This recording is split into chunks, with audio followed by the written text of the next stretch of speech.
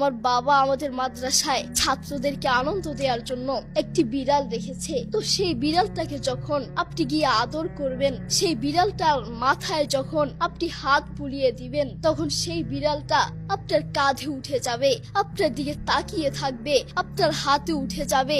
আমিও মাঝে মধ্যে গিয়ে সেই বিড়ালটাকে আদর করি, তখন দেখি সেই বিড়ালটা আবার কাঁধে উঠে যায়, আমার দিকে তাকিয়ে থাকে। আমি ভাবতে থাকি, একটা বিড়াল তার মালিক চিনে, একটা কুকুর তার মালিক চিনে, আর তুমি মানুষ হয়ে এখনো চিনতে পারো নাই তোমার রবকে। কে তোমাকে খাওয়ান, কে তোমাকে রিজিক দিয়েছেন, কে তোমাকে চোখে দেখার মতো শক্তি দিয়েছেন, কে তোমাকে হাঁটার জন্য পা দিয়েছেন। আমরা এখনো সেই আল্লাহকে চিনতে পারি নাই। তুমি পশুর চেয়েও খারাপ, তুমি শকুরের চেয়েও খারাপ, তুমি মানুষ হতে পারো না, ঠিক না?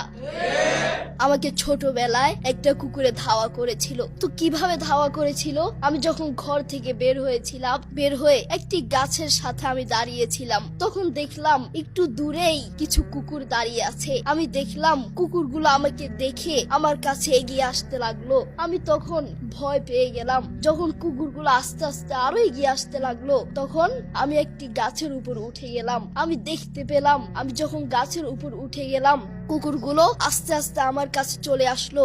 আমার গাছের নিচে দাঁড়িয়ে আমাকে কামড় দেওয়ার জন্য ছটপট করছে। তখন আমি আল্লাহর কাছে বেশি বেশি চাইতে লাগলাম এবং বলতে লাগলাম, হে রব, তুমি আমাকে বাঁচাতে পারবে। পৃথিবীর কোনো মানুষের ক্ষমতা নাই আমাকে বাঁচানোর। এবং আমার বাবা এবং আমার মা আমাকে একটা দোয়া শিখিয়েছিলেন। দোয়াটি হচ্ছে আউযু বিকালিমাতিল্লাহিত তাম্মাতি মিন শাররি মা খলাক।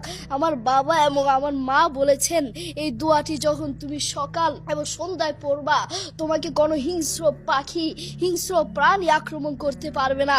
তখন আমার সেই কথা মনে উঠে গেল। আমি এই দোয়াটি পড়তে লাগলাম, এই দোয়াটি 3 বার পড়তে লাগলাম। আউযু বিকালিমাতিল্লাহিত তাম্মাতি মিন শাররি মা খলাক, আউযু বিকালিমাতিল্লাহিত তাম্মাতি মিন শাররি মা খলাক, আউযু বিকালিমাতিল্লাহিত তাম্মাতি মিন শাররি মা খলাক।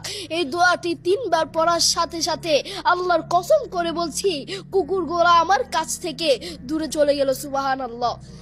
দেখেছেন, বান্দা যখন আল্লাহর কাছে চায়, আল্লাহ বান্দাকে খালি হাতে ফিরিয়ে দেন না।